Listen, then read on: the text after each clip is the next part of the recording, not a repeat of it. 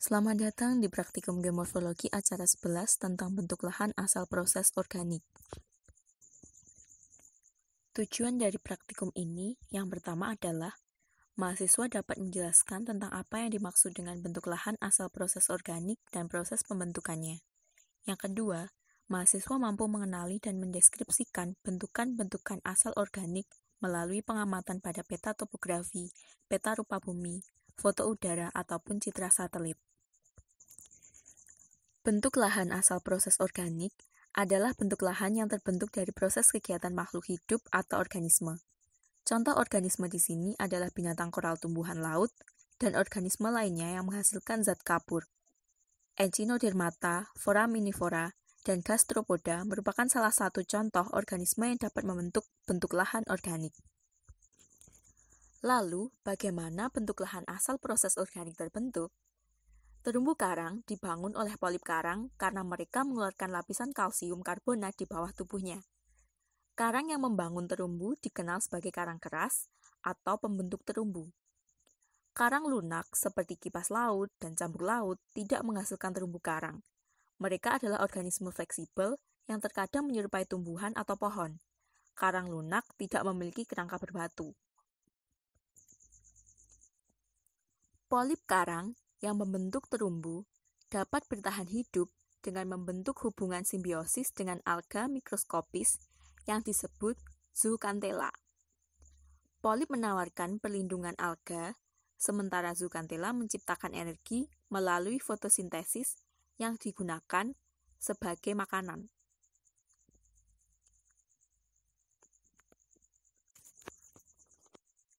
Jenis hewan dan tumbuhan lain juga berkontribusi pada struktur terumbu karang.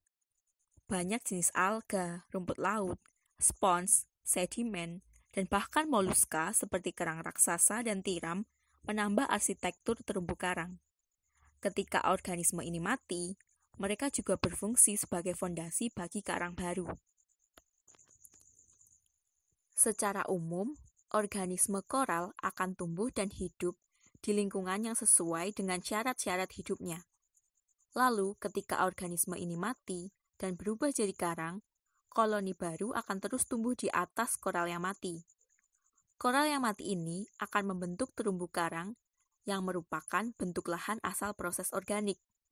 Ketika terumbu karang ini tersementasi dan membentuk koral gamping, dan ketika mengalami pengikisan oleh gelombang laut dan membentuk berbagai bentukan marin seperti spit, bar, dan tombolo. Terdapat beberapa teori pembentukan terumbu karang. Teori pertama yaitu Darwin-Dana subsidence theory, yang diungkapkan oleh Darwin dan didukung oleh Dana dan Davis. Teori ini adalah teori yang paling populer dan sering digunakan. Darwin dan Dana mengungkapkan bahwa proses terbentuknya terumbu karang dimulai dari pembentukan terumbu karang tepi di sekitar lereng pantai.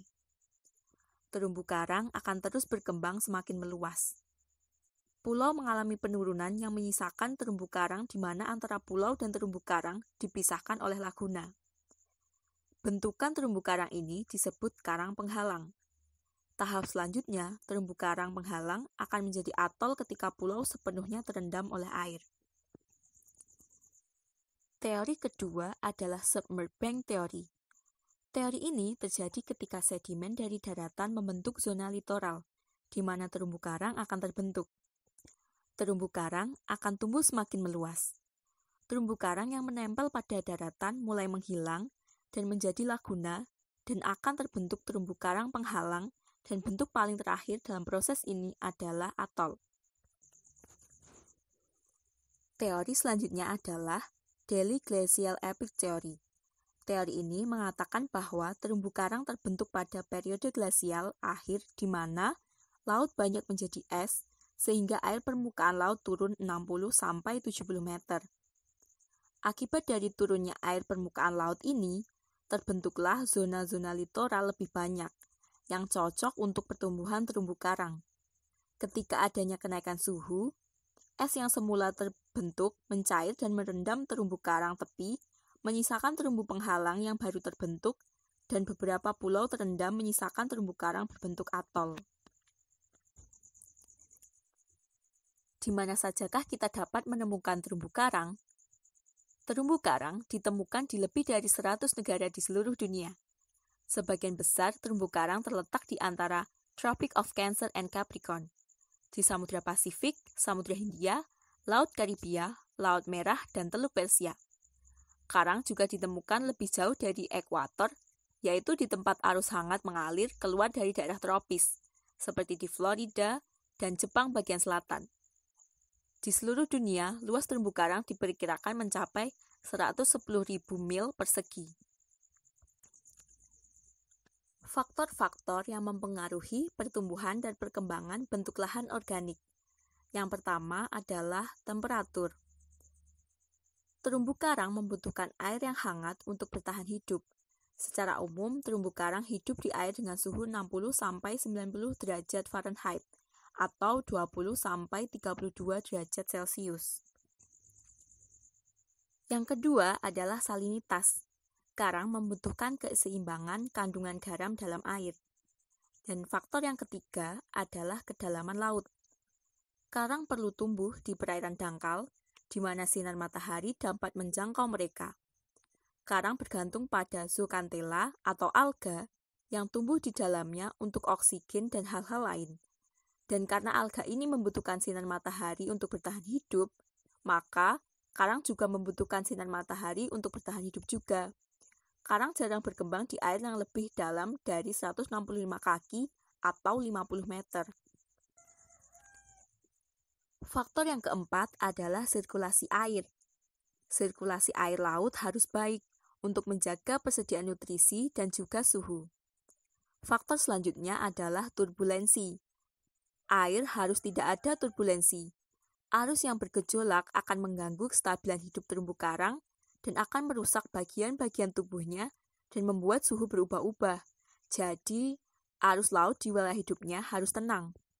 Faktor selanjutnya adalah persediaan nutrisi. Nutrien dibutuhkan koral untuk bahan makanan.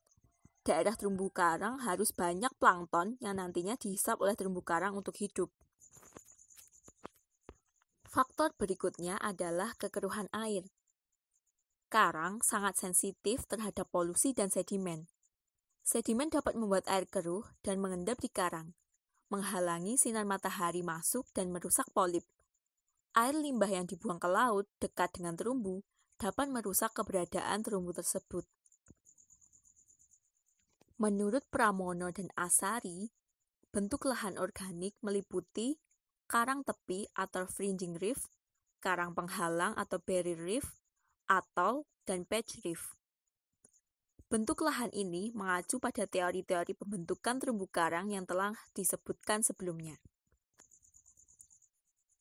Terumbu karang tepi atau fringing reef merupakan terumbu yang menempel pada pantai. Sedangkan karang penghalang atau barrier reef letaknya jauh dari pantai dan dipisahkan oleh laguna dari pulau utama.